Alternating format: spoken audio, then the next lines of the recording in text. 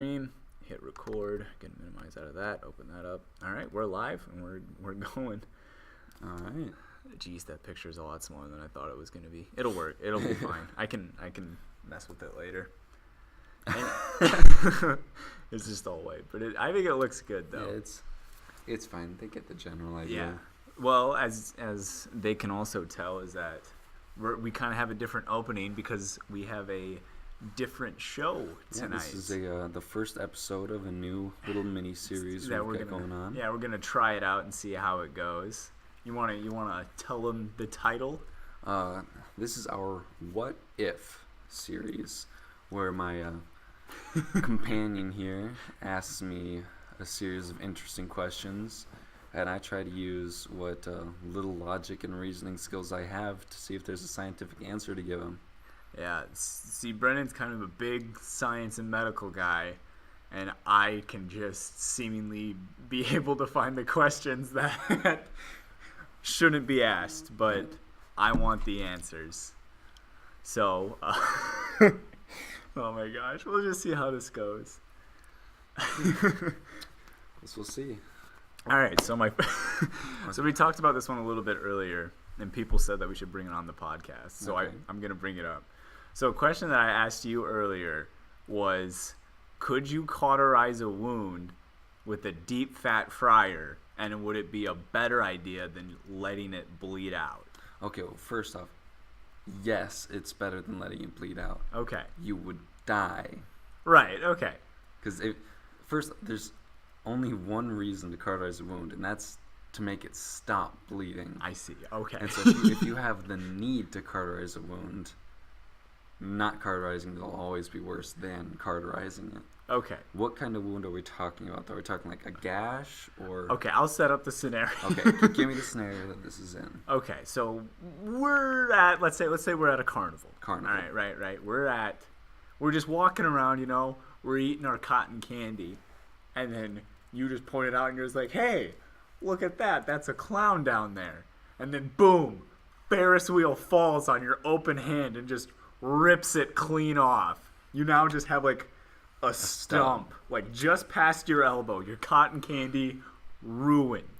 So like you have a stump just past your elbow and it's like gushing blood, gushing out like a faucet. And then you're just like, oh man, I gotta cauterize this because it's coming out so fast. The only thing you see is a deep fat fryer nearby. That's your nearest heat source. Well, the first thing I should say that you definitely need to do is tourniquet that boy. Okay. You tourniquet him, and at that point you should go to You should go to the clown. Just go like, quick! I need a balloon animal. And you just use a tourniquet. You just wraps it around. Hey, if it's a long enough stretchy balloon, a Ferris wheel falling on your arm would definitely be a lawsuit, Mr. Hanson 1218. But no, so yeah, first step. Tourniquet that bad boy. Okay. Stop the bleeding as much as possible. So you're saying in this scenario, there's no hospital in this? No. They're like you need to take care of this right now. The nearest hospital is like 30 minutes away, and it's carnival traffic. Okay. Okay. So we've got the tourniquet applied. The Yeah. bleeding is slowed, but you cannot get it to stop. So you've got to cauterize this. Yes. Assuming the fryer is on full heat. Right, it is. Which we know is enough to cook flesh. Yeah. And so long we'll as say that this is a deep fat fried I don't know, carnival like funnel cakes and like turkey. I don't know. What do they we'll go with turkey legs because that's meat and human meat. See, if I don't know exactly the temperature that you need to cook human. Right. But probably pretty warm. The best thing to do with cauterizing is to get incredibly crazy hot. Okay. So it's you tap, fry it, done. Okay. I don't think fryers are that hot, so you're gonna have to let your stump hang out. You can't just like dunk it in real quick. There's no fast dunk. Ooh. Like, I mean, think about it. You throw in a turkey leg into a deep fat fryer, you gotta wait 15 minutes till it's fully cooked. Yeah. So you're about to pass out. You just lost your arm. Your buddy's carrying you over. Yeah. and stuffs your stumpy arm into this fryer, he's okay. got to cook your arm Sure. for a bit. Ooh. Which How long do you think it would take? Like, because we're not necessarily needing to cook it, because No. we're not eating this. We just need it enough so it like Yeah. burns over, so Yeah. it like stops the bleeding. I don't know how long that would be. It would all depend on the temperature of the oil. You think you just have to like keep redunking? I'm actually, yeah, to minimize the damage done. You just had to keep just You like do going a in. quick dunk until you see that the bleeding has stopped. Wow. This is not a good idea. Best idea, tourniquet, ambulance. Sure. But if we adjusted the scenario a bit, say there's like killer clown slices off your arm. Yeah, Killer clown's still coming after you. You need this arm to stop bleeding. Yeah. In this situation, you gotta cauterize it, dipping it once, twice, and well, obviously I don't think a single person could do this. You'd have to have Right. a friend Yeah. dip your arm. Probably in. have to like bite down on a. Oh, you'd be passed something. out. This would be excruciatingly painful, Ouch. and it would most likely become infected. Oh, wonderful. Almost indefinitely. That would not be a Wonderful. sterile process. Well, I mean, like, I guess it wouldn't be if it's not like hot enough. If it doesn't like no, see- instantly burn it, it would probably like See, it would there's- really I kill all doubt that there's any bacteria. bacteria in the oil itself. Like, Right. that's probably fine. But When you dunk your bloody stump into it, I think it's probably gonna. well, it's no longer safe for eating, of course. But after you dunk it and you do cauterize it, Yeah. and then you leave it, it will become infected because you did not do anything to sterilize the wound after you cooked it. Okay. Yeah. Sure. That makes You sense. didn't clean it, you didn't dress it. Like, putting on some olive oil, like that kind of dressing. No, not at all. All right. So like, I mean, they sell like certain carnivals. You could probably get some type of alcohol. There's probably some type of cleaning Okay, so agent. if we're going all the way through this, Yeah, okay, You- we're in a you- carnival setting. you're You now have the holding your friend yeah, on the run from something that ripped his arm off. Right. You have applied a tourniquet to his arm. Yeah. You have fried the stump till it stopped bleeding. right. Your next step, get to the tent that is a bar. Okay. You grab the highest proof alcohol possible. If there's Everclear, boom, there. Yeah, because that's It's 90. it's just whatever grain it is. alcohol, grain alcohol and water. Like, Yeah. just like a drop of water and a bottle of grain alcohol. Nice. Pour that over it, and then immediately get some sort of clean cloth. Yeah. I'd stay away from paper towels. I just like Just dabbing a stump with paper towel. yeah. So if you can find clean cloth, tear it into strips, Okay. wrap it around, then tape up the strips, and then find a place. I think like a clown's wig would be like good. No. Well, what about like a clown's handkerchief and you just keep pulling on it and it never stops? Actually, that would probably do pretty good to wrap up a wound. Cool. Well, awesome. There you go. If you ever find yourself in a nightmare carnival situation, that's how you do it. You know, okay. Tourniquet, cauterize, clean. That's TCC. and there's no guarantee that would work. No, but like we're just saying, Best- like this best would probably case be scenario. the best way to go about this worst case scenario. That's some pretty quick thinking. Yeah. Mies thinks. Yeah, you definitely have to be on the fly. That you'd have to get that tourniquet on very fast. Yeah. Okay. See that fryer, instantly get him over there. Yeah. Would the fryer be your first choice? No, What would be your first choice? if there's like a skillet, Okay. like a big flat thing for flipping Yeah. burgers. Yeah. Get there, scrape all the gunk off of it, turn it as high as you can, And then- press. Ah. I Much see. faster. Like a panini. Just press. Kinda. All right. So it'd be tourniquet, like hopefully not a fryer, and Yeah, then probably yeah. cleaning it. It's like, so would a fryer be the worst option? And you think like Well, like if you had to I'd make say a if- list of things that you would cauterize a stump with? Are we just like at a carnival? You're saying? Yeah, let's do a carnival first. Let's say like all the heating sources that you All can the find at a heating sources. carnival. Where on the list does deep fat fryer lie? I gotta say it's probably pretty low, and like the number of things that are super hot, I doubt that there are very many. Right. Like, because it's got to be pretty Yeah. hot. Yeah. But it's definitely not top 3. What if what we top could- 3 things at a carnival do you think would rank higher than the deep fat fryer? Okay, well, the flat face. Yeah, skillet, okay, the skillet, That's yeah. up there. Yeah. If you could get, You think if there was like a fire breather around and you just like right onto your no, your stump? but if you could start a fire and get a piece of metal and hold it in the fire till it's red hot and press it, that'd probably be number Ooh. 1 Okay. for me. Or if any of those cheap carnival rides have a big exhaust pipe, Oh yeah, But those those would are- probably get pretty warm. definitely. Don't stick it in the pipe, just stick it probably yeah, no, on top. Definitely don't stick it in the pipe. You just plug it up and then maybe No. that's why the Ferris wheel No, fell find- over. Someone stuck it in the Yeah, exhaust. if you could find the most discolored, I'm not talking black, I'm talking like blues, Right. purple. If you can find Yeah. a part of a muffler Yeah. that has a bluish purple hue, Yeah. that's the area you want to go for. You want to press the area on that. That should do pretty good. Okay. So that'd be your number like 2? Yeah, I'd say it goes. If you have an actual fire and a piece of metal, Yeah. then the muffler, then Then the skillet. And then the deep fat fryer? Maybe? For lack of better ideas, Okay. yes.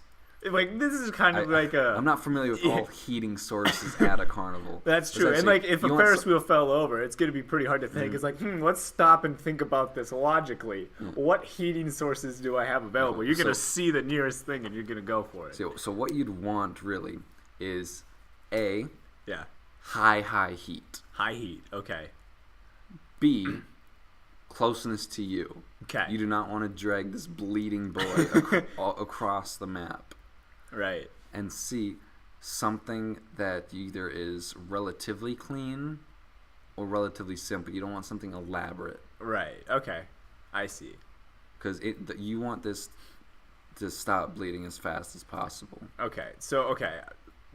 Get away from the carnival situation. Which, like, cauterizing sources do you rank top 3? Like, Okay. any heating source ever. Okay, top number 1, Yeah. cauterizing iron. Okay. As the name implies, I'm assuming it just... It's the actual tool they use for cauterizing. Sure, so it's pretty professional. Yeah. Okay, so that'd be number 1. Number I would 1. agree with that. That makes a lot of sense. I'd say keeping it super simple. Honestly, there's just a piece of metal in a fire, a red hot piece of metal. Okay, sticking with that.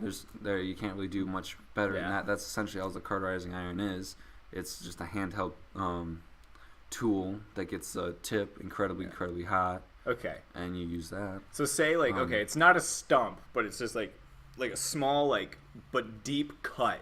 A deep, like a gash. Yeah, like a gash. You think a soldering iron would work?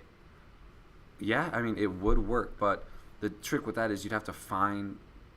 You wouldn't want to just like hold it in the whole thing. Right. Like if you didn't know what you were looking for, yeah, just burn the whole thing, crisp it up. Right. But best case scenario with that is you find where the blood's coming from the most. Right. You okay. burn that part, I see. and then you close that up. If you don't know how to stitch them up, tape, glue, get that wound closed. Sure. Wrap and pressure. Okay. Like for most deep cuts, it wouldn't be super necessary unless you got like an artery, Oh, okay. because then So honestly, most of the time you wouldn't even solder or not Yeah, solder, but cauterize. cauterize Yeah, a cut like that. it's not always necessary. Okay. No, most intense bleeding can be stopped a number of ways other than being Cauterizing. cauterized. Okay. Sure. You know, if you see a man with his arm, Off, Off. and it's like fountaining with blood. cauterizing should not be your first idea. Tourniquet should. Tourniquet should. Okay. Tourniquet 911. Okay. So say you got the tourniquet on and it slows the bleeding, but it doesn't necessarily stop it. Yeah, if you cannot figure out how to get the tourniquet tight enough for it, Okay. and there's just no other way you can think of to stop this bleeding, Sure. burn it shut. Burn it shut. Now, Okay. if you do apply a tourniquet, get that sucker as tight as you possibly can, Yeah. and then find something to write down the time when you do it. Yeah. Because when they get to the hospital, they are going to need to know how long that tourniquet has been applied. Ooh, okay. That's very crucial. They're probably not gonna like necessarily appreciate I don't know, 10 minutes maybe. Yeah. Well, I mean, even at that, they just want to know. Vague, spot on would be best. Right. But even a vague time estimate is really good for them. Because say the arm wasn't missing. That's sort of like the intense version of that. Say someone had a huge gash in the lower part of their leg. Sure. Okay. And that's bleeding like crazy. So you put a tourniquet up towards the thigh. Okay. To get that artery pinched off. Okay. And you get that thing tight as possible. The longer the bottom half of the leg goes without blood, the more it dies. Oh, sure. That makes sense. Kind of like how go ahead. if you just like don't get blood in your system, Yeah. you die. So, if it's on there for too long, the leg will die and will have to be removed. But, that's obviously not what we're talking about. We're talking about Right. it is gone already. Yeah. And so, always tourniquet first before you just start burning stumps. Okay. Wow. Okay. I need to start bringing you to any survival situation I have, and especially carnivals. You know what? I'm gonna try zooming in on the photo. That might, that should have been been a good idea about 16 minutes ago. Yeah. So like, it's not just a whole lot of white. I think that looks a lot better than what we're standing at. And then I'll get into. Oh yeah, that looks perfect. Why didn't you do that earlier? What if I actually had some logic and reasoning when it comes to displaying not just 100% white? It'd also be really cool if I actually, like, when I made this picture, as in I just took a stock image and put our faces over it, I actually made it a larger size than 500 pixels by 500 pixels. There's a way, if you just copy the image and then Yeah, paste it in, it pastes it to the size that the picture is. Yeah, I'll do that. I'll do it off stream. Right now, in the future. I'll do it sometime. I'll do it before. After the stream, we got to figure out what the title card's gonna be. Oh yeah, oh boy. Wow, we're gonna have a long night. Nah, it'll be fine. It'll be great. Okay. Okay, what else you got for me? All right. So, I'm gonna phrase this in a question of like, what if, but it doesn't really work. So like, not what if, but how much can I get away with of like just chopping out pieces of my brain and I'm still a functional human being? I'd say that 100% depends on what parts of the brain you take out. Okay. So here, let me set some criteria then. Okay. For what I'm going to constitute. No change in personality, at least 3 senses, Okay. and I'm not like Oh. paraplegic. Okay. So like I still have movement, 3 senses, and there's no change in personality. Okay. How much of my brain could I chop out? Are you doing this all at once or slowly over a period of time? Let's say all at once. Like we All just at once. open up my skull, take my brain out. How many like parts can we just like hack off and I'm still like a functional human being? Well, so long as half of everything is still there, you could function. Now, removing any part of the brain isn't necessarily good, Right. but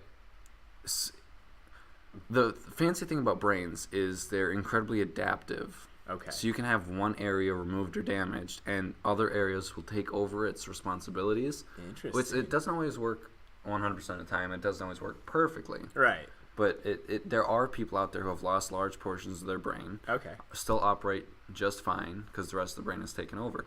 Okay. Now, keeping your personality, Yeah. if you want to keep 100% the same personality, that means Yeah. you can't touch the prefrontal cortex. Okay. How large of what percentage of the brain takes I up that don't part? know the percentage, but just imagine about your temple and your forehead.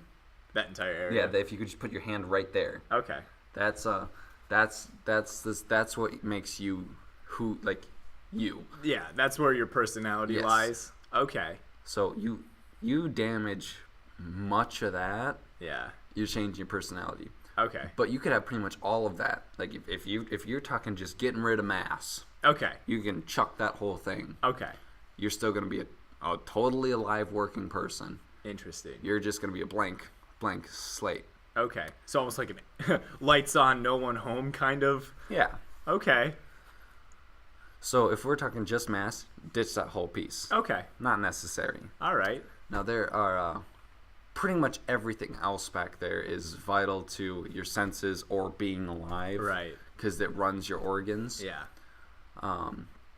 So you don't want to get rid of an entire section Okay. if you can help it. Right. Obviously. Like But if there's if- like a certain like section of the brain that just controls like taste, you can take that out. You want to get rid of the entirety of taste. Yeah, that'd be fine. I just want 3 senses. Okay. So you scoop out. I can't think of what that particular area is called at the top of my head. I couldn't but tell you either. Scoop it out with your brain spoon. Okay. Ditch that. Now the thing about taste is your sense of taste isn't actually very Big much. part. Sure. Smell is almost a bigger part. Interesting. You could probably get rid of it. Okay. Oh, Because yeah, that would be getting rid of it too. So I'd be fine with hearing, sight, and touch. Okay. Well, Let's say those 3 senses are the ones I'm hearing- keeping. you know, if you could get rid of a pretty good chunk of each of those portions And still have it. and still have it, it may not be Right. work as well. I'd be okay with wearing glasses. Well, you don't really want to mess around too much with the area of the brain that controls sight. Yeah. Because Because that's like kind of like a big, it's chunk in the- that'd be right in the back of your head. yeah, it's kind of a big chunk of the back. And you don't want to be scooping around back there because back there also has a lot of vital portions Okay. of being alive. Yeah. But I remember back in high school, we went over a study. I think someone had lost 2/3 of their brain mass. Okay. 2/3, and they were still alive and like functioning. Okay. So, going off that, if I'm remembering properly, Yeah. you could scoop out about 2/3 of the mass Okay. and still be an operating human being. Okay. But meeting this criteria, do you think it'd be less than 2/3? I'd say if you want to meet the criteria of 3 senses, Yeah. no personality change, Right. and what was the other one? Like being able to like actually like move. And Okay, yeah, function. being functional. Yeah. So being functional, 3 senses, and Movement. movement. I'd say, obviously, to work at 100% optimum. Right. You would optimal, need you all of the brain. because that's why all of it exists. Right. But Well, yeah, I thought I'd we say only used 10%. that is a huge myth. I do not. No, I 100% will. Every single piece of your brain Right. is used almost at every part of the day. Yeah. I don't know what made them think that. But if you look at any brain scan, there's no area that's just dark. If you Right. see a dark area that's not lit up, it's dead, gone, or a tumor. I And see. even a tumor will show up because it's doing something. There's no part of your brain that's just like, No part of my brain's just hanging out. no. No, it's a busy boy. Wow. Give them a break. That's why I'm taking it out, is they need a break. I'd say to meet your criteria, I'd say at most Half. half. Okay. But like being able just to live, you could probably do about 2/3 or more. Strictly Just like being alive, like yeah, heart heartbeat, and then like that's technically it. Heartbeat You could probably and get breathing. You could probably get more than 2/3. Okay. Do you think you could get like 80%? Probably pushing it there. Do we have a comment? We do have a comment. It says, "Clearly you haven't met Glenn's brain." And that's a comment directed towards me. Maybe. But no. So I'm assuming there's someone named Glenn that you know. yes, I do. I do have an associate named Glenn. I see. But that will have to be the last comment that I can do, as my laptop is now dead. Oh, that's a shame. I have my phone. Do you want to pull it up? I would love to, because my phone is also at 1%. I'm at just over 40, so that'll be That'll be enough, I think. Let me hand off the That phone. should be plenty. So, okay. So, meeting the criteria, around half, around 50% of the brain we can just kind of get rid of. I'd say that'd be a safe bet. Okay. Again, not 100% sure. Right. I am not an We're expert. just, like, this is it. This is like, what if? I'm giving you these just kind of on the fly, and you're using, to the best of your scientific knowledge, how you would either A, do it, or B, how it wouldn't work. Mm-hmm. Okay. So I'd say at roughly 50%, you'd meet your criteria. Yeah. Staying alive, if I remember the Yeah. study Right. where someone was a functioning human being Right. with 2/3 the brain mass of a normal person. Being gone.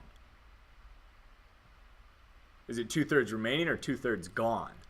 I'm pretty sure 2/3 gone. I said Gone. that weird. Okay. With 1/3 the 1/3. brain Okay. mass. Okay. But like just being able to Okay. breathe by yourself and keeping the heartbeat, do you think it would be more than 2/3? Do you think we could I get think you could get away with like with 3/4. So you'd have 1/4 so about 75% of the brain just gone? Okay. strictly. Interesting. Like you don't need any of the senses, you don't need any motor function. I'm talking just heartbeat and just breathing by yourself with no help. About 75%, you think? I think Cool. 75% of your brain just gonzo, because at that point you'd only need the things vital to heartbeat and breathing. Cool. That's really cool, I'm not gonna lie. You know that's interesting. It's crazy what the brain can do Yeah. when it takes damage. Right. So it's Because like lobotomies were a thing. yeah, that was we were talking about the prefrontal cortex, how Yeah. that you can pretty much just Get rid of. get rid of. That's And, all like, it was. It It's was just it personality. was just separating Okay. that from the rest of the brain. That's what a lobotomy was. I see. Or a well done lobotomy, if there's even a way Right. to say well done. You mean was- like with an explosive and a railroad spike? No, and that technically was only a partial lobotomy. Oh, I see. You're referring to Phineas Gage. Yes. So he was a railroad worker. and had a Railroad spike go through his eye, I believe. up right where his eyebrow is and through the top of his head. Yeah. And it so just- he still had some personality. So he went from what would be considered an average person, if you can say put that. an average on a personality. Yeah, to a bit of a jerk. Okay. So he still had that. Getting a lobotomy would essentially turn you into just a blank piece of paper. There's really nothing there. Like you said, the lights are on, no one's home. I see. But you can still think, you can process. There's just Okay. Interesting. there's nothing else really there. Interesting. But the partial lobotomy is something that happened a lot, because what happened a lot of the time was they just sort of shoved a stick in there and swirled it around a little Okay. for those that weren't doing it professionally. Trying just to make a brain soup. Yeah. Just gotta stir the pot a little bit.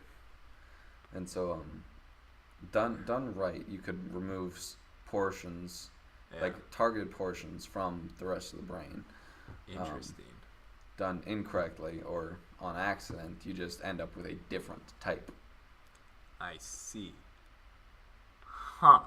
Mhm. I have learned so much, but I don't think I can apply any of this Yeah, no. knowledge in real life. It's- Maybe a little bit like with the survival thing. It's like, oh yeah, let's opt for a tourniquet instead of just burning off my limbs. Something you can take with you. Okay, so would it be possible for me to lose a body part and then say not necessarily just have it be cut off or anything like that, but let's say just I could just rip off my arm and then just have it not bleed. Oh. Do you think that's Do possible? you think it's possible? What if maybe it's a speed thing? What if I ripped off my arm so fast that it just didn't immediately start splurging blood from a stump? Okay, now I want you to think about this Okay. in a different sense. Yeah. Imagine there is a tube Yeah. full of water. Yeah. Is there any way to cut the middle of that tube without having water come out? No, not cut, because there are ways. If you cut something if you cut an appendage off with an object that was hot enough, it would immediately cauterize, no bleeding. Right. But if you were to break off or rip off, as Okay. you stated, Yeah. a long water balloon. Imagine taking a long water balloon and ripping it in the middle. Okay. Is there any way no water's coming out of that? Okay, like using what's available to rip it open, probably not. But I'm saying, what if we had like some type of like contraption or like robot or some type of machine that like rips it off so fast, like the friction of my arm leaving my body is enough to let's say cauterize it instantly. Because like when you're like ripping it off, that's like the energy going. I'm not saying necessarily like you could rip it off and it wouldn't bleed. I'm saying, is it possible to rip something off fast enough that the friction of the appendage leaving the body, the friction alone being enough to cauterize that? Theoretically, yes, of course. Okay. Realistically, probably not. Okay, we're not thinking realistically. We're just gonna go by theoretically, because realistically, that machine is never gonna exist. Well, if Or- there was we'll call it an unknown force. An Okay. unknown force held your arm Yeah. and pulled with such strength and speed Yeah. that the vacuum it created Okay. would, because Car- like you're not rubbing anything against, like the friction isn't the word to use, because Okay. you're moving it from Yeah. something Okay. else. Yeah. But the void filled that would Okay. need to be filled, energy would rush in. Sure. Like, yeah. Would it be possible that it's like so fast that the energy rushing in would be enough, like, enough energy to cauterize the wound? I want to say yes. Theoretically, if you can get something fast enough, there would be enough energy produced. Like, To cauterize it. yeah, strictly in theory. Yeah. Like if you do anything fast enough, Yeah. It would and be. it would produce enough energy to theoretically Yeah, theoretically. burn the wound, Yeah.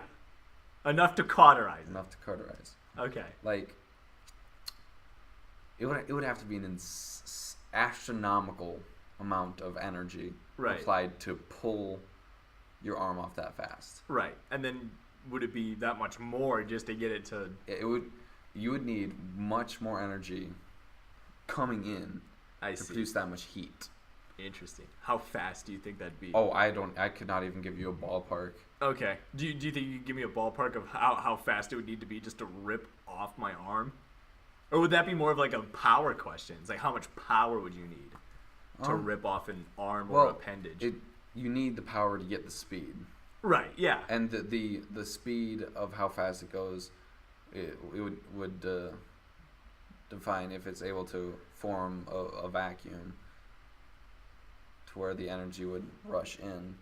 So there's a ton of stuff you'd have to consider. Okay. So like not even considering just cauterizing the wound anymore. Okay. Just ripping off someone's arms. Strictly Like, I'm rip off talking someone's like arm. Mortal Kombat Goro's fatality where he rips Oh, so off you're just the wondering arms. How much like force would you need just to what's rip? what's the tensile strength of human tissue? Sure. Yeah. Okay, well, tensile strength, that's the something's ability to not be ripped. Okay. Yeah. It's like, so how much could it resist? Like how much force would I need to apply before I could rip off somebody's arm?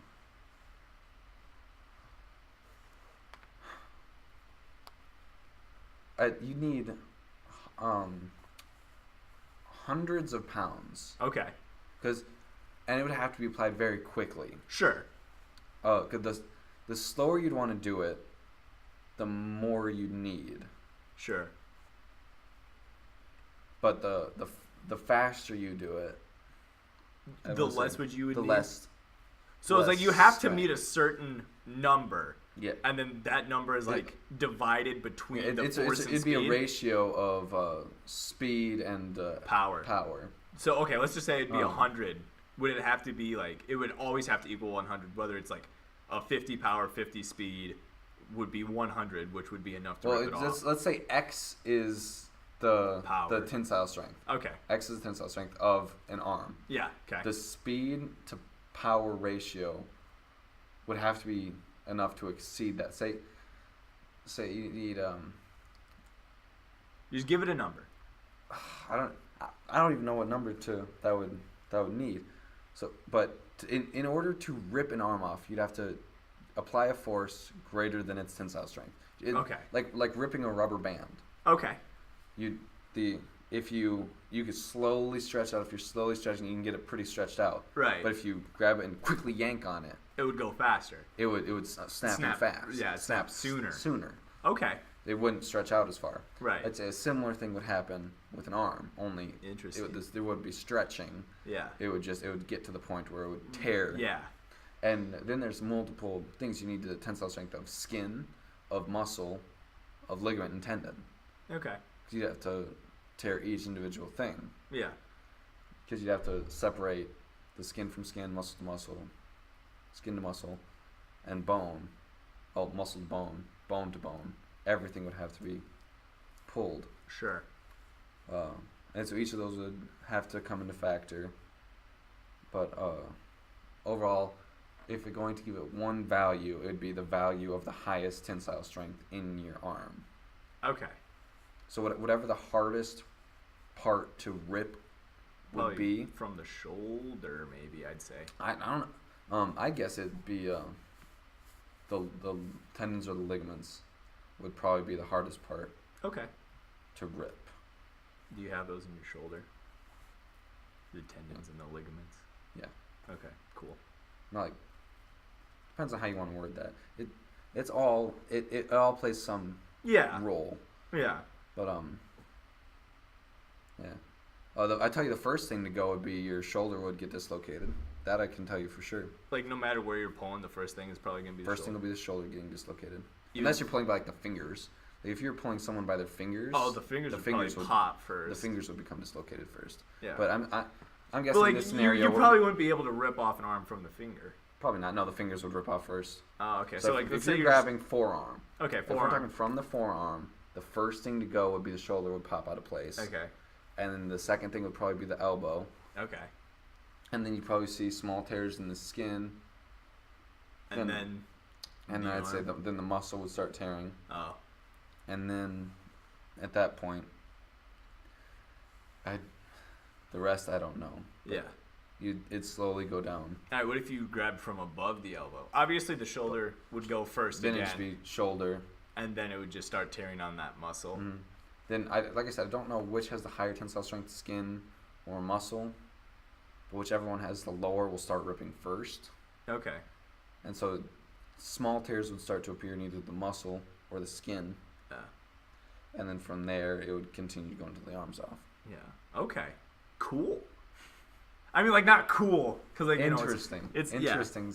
yeah. It's a neat fact, I think. Oh, that happens all the time. I was about to ask is like, could you rip the muscle before the skin? Yeah. But yeah, that's obvious. That happens all the time in like sports and stuff. That's how Mhm. you tear muscles. Duh. Well, your skin is pretty stretchy. Yeah. Is the thing. So it Whereas the won't- muscle is Kinda not very tight. stretchy. yeah, kind of stays tight. That's where you get the power. Mm-hmm. So, like, I guess I should have taken that into consideration. The muscles would probably be the first thing to start tearing if we go back onto that. Yeah, probably Because skin stretchy. a little bit. So it'd be muscle, then skin, and then it would come off. Yes. You think? I Okay, think. cool. Yeah, no, muscles. Yeah. Muscle would tear Okay. skin as we know. Okay, then going off of muscle tears, would it be possible that like someone just like flexed, like just like flexing your muscle, like in your arm, let's say, just like kind of getting in that like strong guy pose, and then flexing your biceps like so hard and so fast it could tear the muscles in your biceps? Completely tear or have micro tears? noticeable tearing, like one where you'd have to like be out of your basketball game. Can you like flex? Any tear is not great. Right. It's like a micro tear would be incredibly sore. A small tear would put you out. A large tear, you're out forever. Yeah. So let's just go like a small tear. A small tear. Can you flex like hard and fast enough that it just tears? Well, I mean, I've never personally heard of someone who was flexing, but if you think any movement is the flexing of muscle. Right. And so runners will tear muscles while running, and running is flexing leg muscles. Okay. So I'm assuming, if you move an arm fast enough or inappropriately, something could tear. Yeah, but like not movement, just like flexing. So if you're going specifically flexing. Just flexing, would it be enough? I'd say if... Say we had some type of like electrical setup that could like electrically make me flex my muscles faster than I could it be like... There is a limit to how fast you'd be able to do that. Right, and let's just say theoretically that electricity can make me flex faster than that, like make my muscles contract faster than that. Speed might not be the key to what you're going for. I think duration. Okay. Duration. So the longer flex, that's when you might run into problems. Okay. Because could we like get it so fast that it tears out? Like we're going for like speed here. It's like, can I do it where I just flex and then immediately that muscle tears a little bit? Theoretically speaking, right. If you flex hard enough and fast enough, tears would appear, yes. Sweet. I don't think you could get a huge tear. No. Not like a career ending and not like a season ending, but it's like one where you'd probably have to sit out a game. You'd do it, and you're like, oh. Cursing. Yucks. Yeah. It's like, you'd have to sit out the rest of the game and maybe miss the next one. But it wouldn't like, you wouldn't be out for the season and like, it wouldn't affect your career afterwards. I'd say theoretically it's possible. Nice. All right. That was, 3 questions. I think we went into it. How long have we got in time? We are currently at hard to tell. Hard to tell. It's much easier to tell on my computer. Yeah. Yeah. That's okay. Well, yeah, I'm not logged in on the phone. Oh, that's okay. I'd say we're probably good unless you have any more questions. I don't really think so. I think I'm all done flexing my brain muscles. Right. Well, everyone, thank you so much for checking out our new series. Hopefully, it sticks around. I hope it's like. Let us know if you like it. If you don't like it, if you have questions you want Matthew to ask me, or if you want to. I might alter it a little bit. Use Google to be like, hey, that's not you're how that wrong. works. That's not how that works at all. Absolutely Feel do free. it. Because you know what? Like, this is like meant to stimulate and start a conversation. Now people are gonna go out and research. So yeah, let us know what you thought about it. If you liked it, we'll do it again. If you don't, we'll scrap the whole idea and there'll only be one episode. Which, it's okay. We gotta try things. Like, we'll probably have other mini episodes here and there. And we'll just figure it out as we go. Yeah, this was episode 1 of What If. It's going to take place on the 2 o'clock Talks Twitch, so thanks for stopping by. It's almost 2 o'clock. This is our first stream in a while. It's 1:12, so that's pretty cool. Yeah, Twitter @2talks, YouTube 2 o'clock talks. Yep. Twitch, Instagram and Twitch. __talks. Yeah, and then our Twitch is just. If you're listening, you've obviously got here, but if you're watching this on YouTube, it is 2 o'clock talks at twitch.tv. Yeah, you'll see our faces. Mm-hmm. It pops up. Check us out. Let us know what you thought of this video. Let us know what you thought of old videos or ideas in general. I think our next episode is going to be just a 2 o'clock talk. Yep, back to the original format. All right. Thanks for stopping by, everyone.